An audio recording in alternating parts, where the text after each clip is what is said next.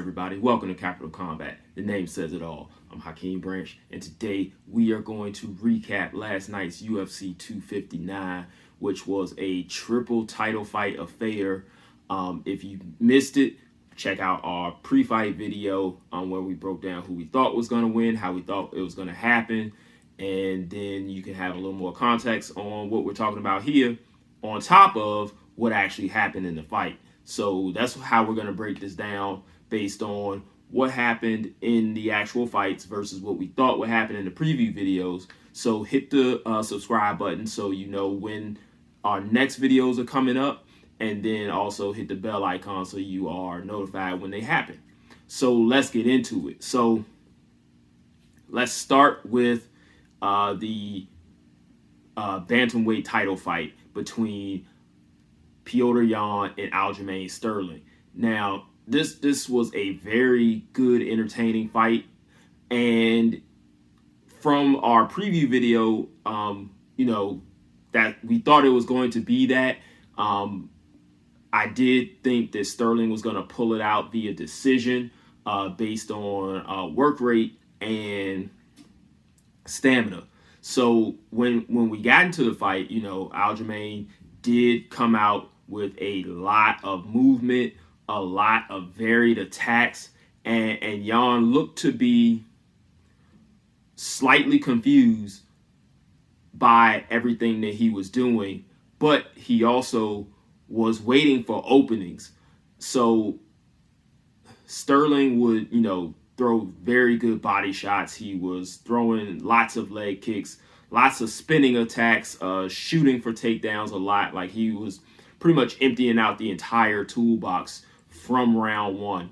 And one of the things that I questioned in the preview video was, would he have the stamina to go 5 rounds? And then through talking through it, I was like, he's a wrestler. They are known for their cardio. He should be good. Yan, I was thinking, would not be used to that pace. And what happened was he didn't oblige Sterling in going with that pace. He just stayed calm. He stayed within himself. He kept his hands up and defended the takedowns very well. And at several points, he looked like the stronger man in the ring, even not in the ring, in the octagon, in the cage. Even though Sterling was the larger man, Yan was the stronger man. That's something that, with Sterling having that wrestling background, that's something that I did not think was going to happen. I knew that Yan would be a little bit tighter with his punches, being that he had an extensive boxing background, but I didn't think that he would be able to have a sustained attack across 5 rounds. And he didn't have to. What he did was he allowed Sterling to pretty much blow his load by overworking, similar to what you see a lot of people do. A lot of veterans do this when, they're fighting somebody who's having that first experience in the bright lights. He basically sat back, let Sterling do all the things that he was doing, and then he just fired like 1 or 2 shots afterwards. So with that, his shots were looking a lot more powerful.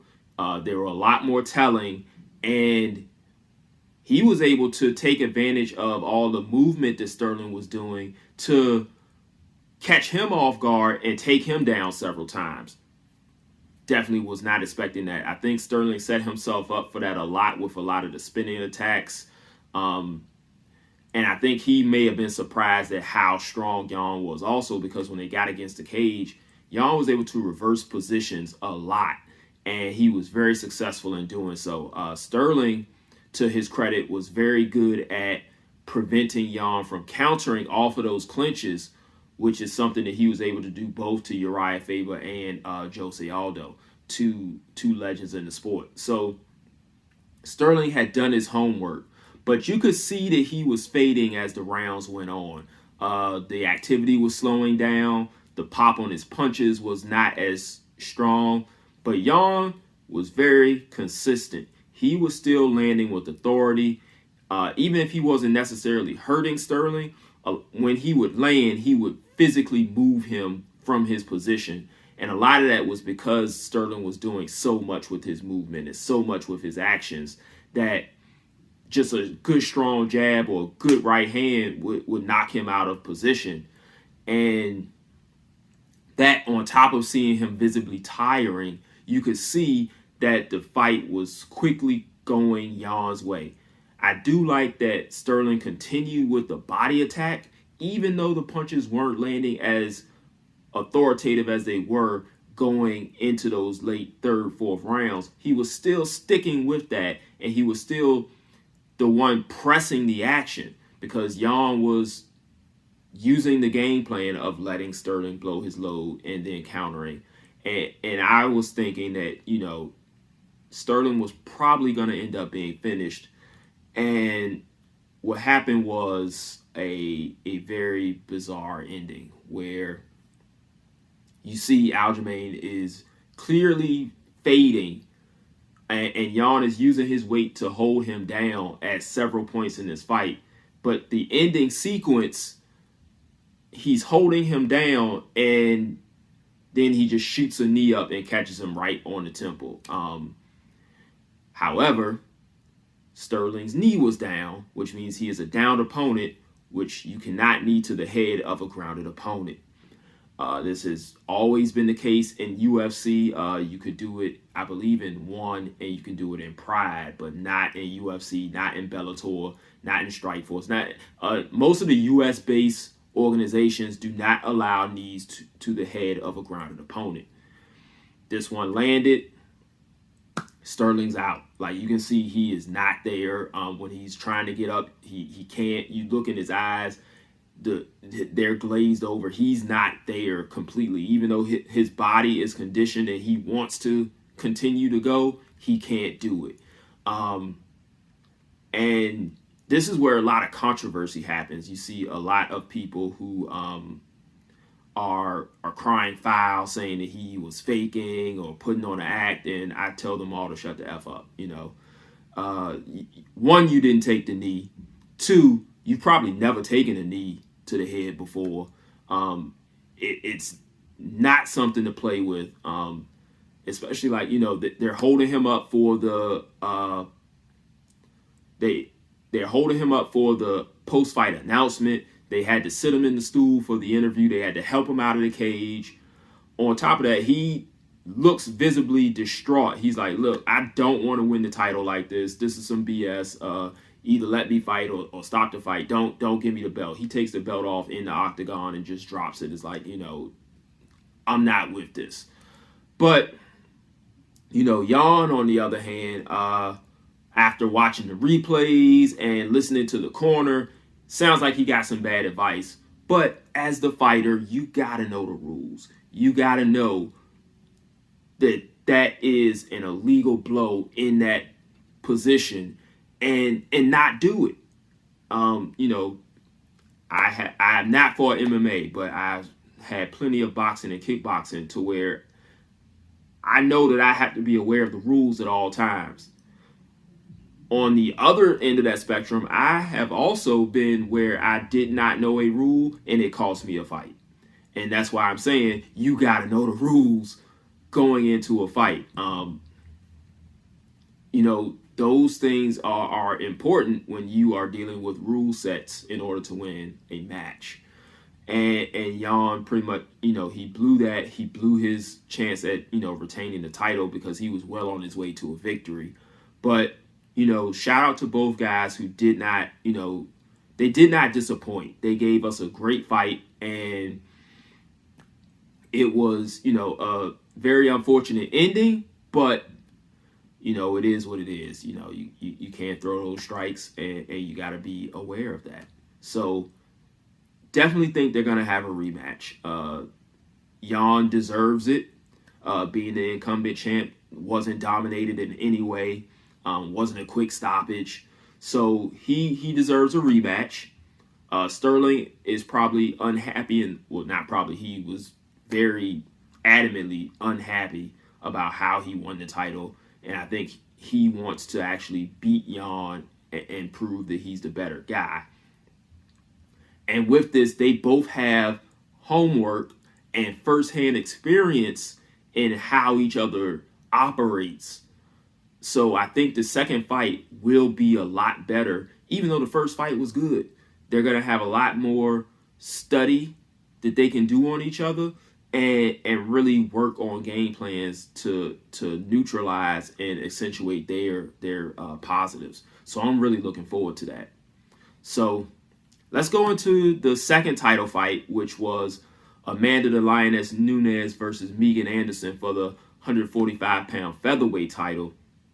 And in the preview video, I picked Amanda Nunes within 2 rounds. It's not not a lot of rocket science in this one. Everybody knew that, Amanda Nunes is head and shoulders above every other female fighter within those 2 weight classes that she campaigns at. Sorry for butchering that. But, she went out there and proved it. I mean, the first serious right hand she landed, Megan looked like she had been hit by something she had not felt in a while. She gets pressed up on the cage. She tries to go for a takedown, gets countered, put on the ground, and pretzeled quickly. We did say in the preview video that Amanda Nunes was a Brazilian Jiu-Jitsu black belt, and Megan Anderson was not ready. She is a very good fighter, but she's just not on the level of Amanda Nunes, which is not something as a put down because none of the other fighters in the bantamweight or featherweight divisions are. That's just a testament to how good Amanda Nunes is. And right now, the hype that the UFC is giving her is looking valid. I mean, she's beaten some really good women and made it look fairly easy in doing so. So, like, where they go with her, nobody knows. A lot of people are saying that she needs to fight Valentina Shevchenko again. I don't know if that's the case, but, she just got to keep on winning and submitting her status as the best female fighter on the planet, maybe in history, to this point. That's that. So let's talk about the main event. Now we had Israel Adesanya, the middleweight champ, going up to the next weight division, light heavyweight, to challenge Jan Blachowicz in his world, the light heavyweight division.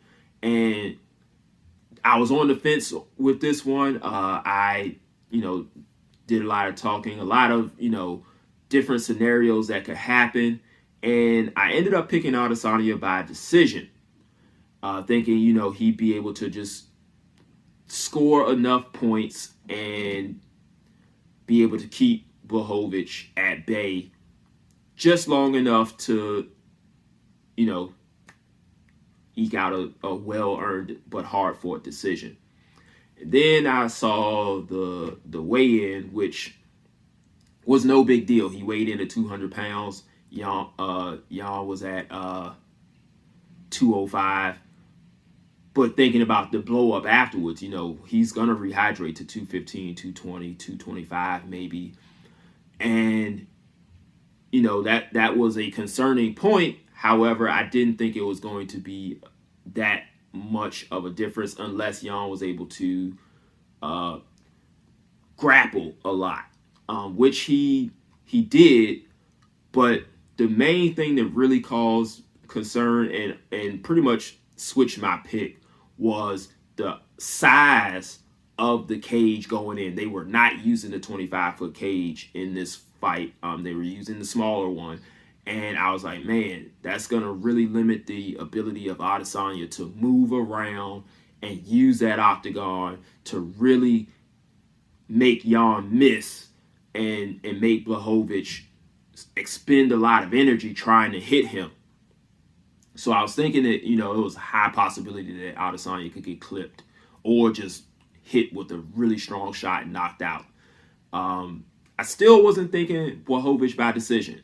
I'm going to be honest. I was thinking he would be victorious by knockout. And that is where, you get that, is Adesanya biting off more than he can chew? Because you get knocked out viciously by a light heavyweight, that could be something that could very much alter your career. But what we got in the fight was a very highly tactical fight that kept me on the edge of my seat. I don't know about you all. Like I said, hit me up in the comment section. Let me know how you saw the fight going. But, Adesanya was given a lot of looks, a lot of feints, a lot of angles, but not a lot of actual punches and activity thrown to where he would overwhelm Blachowicz. And Blachowicz, to his credit, was able to land some very, very solid shots throughout the fight.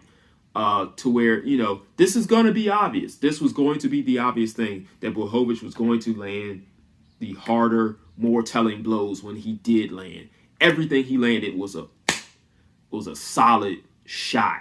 And credit Adesanya for having a great chin, because he got clipped a couple times. And, he took some good hard jabs. He took some good straight right hands. He took a couple good hooks. Never took any uppercuts. That may have changed some things. And he almost completely took away Blachowicz's body kick, which is something that I talked about, that he just obliterated Dominic Reyes with. I mean, if you just remember, he had blisters and everything forming on his side in the 2 rounds that they fought. But Adesanya was able to take that away. However, I don't think he was doing enough activity-wise to win over the judges when you got Blachowicz landing hard, thudding shots that you could tell were landing and affecting Adesanya, because they were knocking him off of his space. They're knocking him out of position, even if they didn't necessarily hurt where he was dazed or like stunned. He was physically affected by the punches.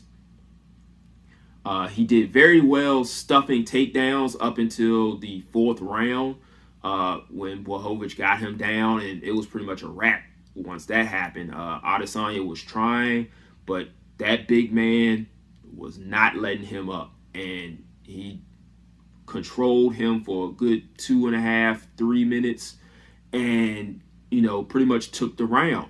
Same thing in round 5. Adesanya comes out looking like he is going for it. He's landing some nice counter right hands, throwing a lot of kicks, but then Blachowicz would just tag him and knock him back. And then he got the takedown, a very beautiful takedown. And from that point, Adesanya just had nothing for him on the ground.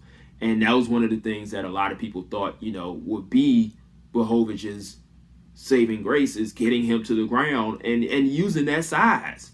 We talked about it in the preview video, where you have to be very, very, very special in order to do the things that we are seeing a lot of these fighters do, where they're, going up several weight classes.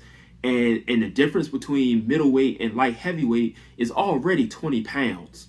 That is a huge gap in size, especially for someone who's not putting on the size to become a light heavyweight. He was just doing it at his walk around weight, where you got Blachowicz, who's cutting down and then rehydrating, which is a technique that has been used since pretty much the advent of weight classes to give yourself an advantage over someone like that, who may be a little bit more natural to the weight. You being bigger, you cut down, you put that weight back on, and you're a little bit bigger. So when you have 2 people of equal skill, or one person who is a little bit more skilled against someone who is very skilled and has weight, that weight does come into play, and it does affect fights.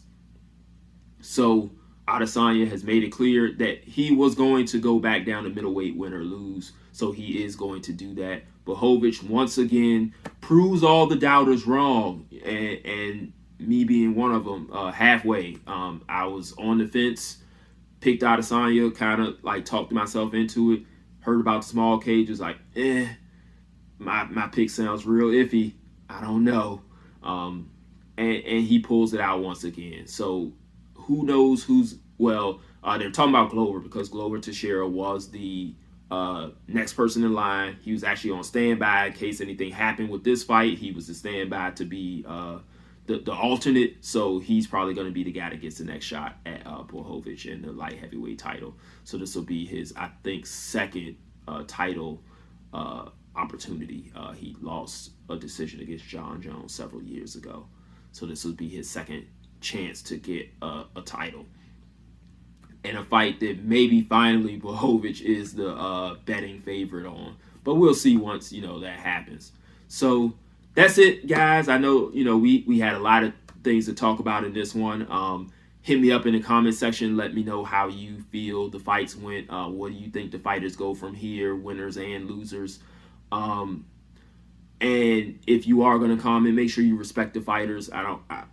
We don't play that scared. Anything that you're doing to talk down on a fighter, we don't do that here.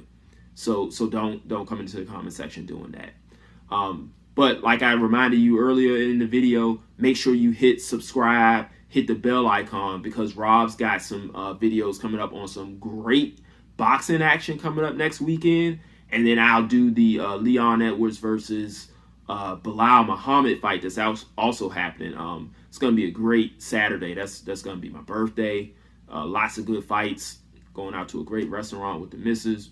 It's going to be a good weekend. So we'll see you in the next video. Until then, fight on. Round one, and you've already lost. They don't seem to see that everything we've done is coming and cost. My fists are on fire, I perform till I perspire. My demons are in a rage, keep thinking that it's a game. I kick rhyme, hurricane. I told them I don't play, I'm liquid. Black Street Fighter.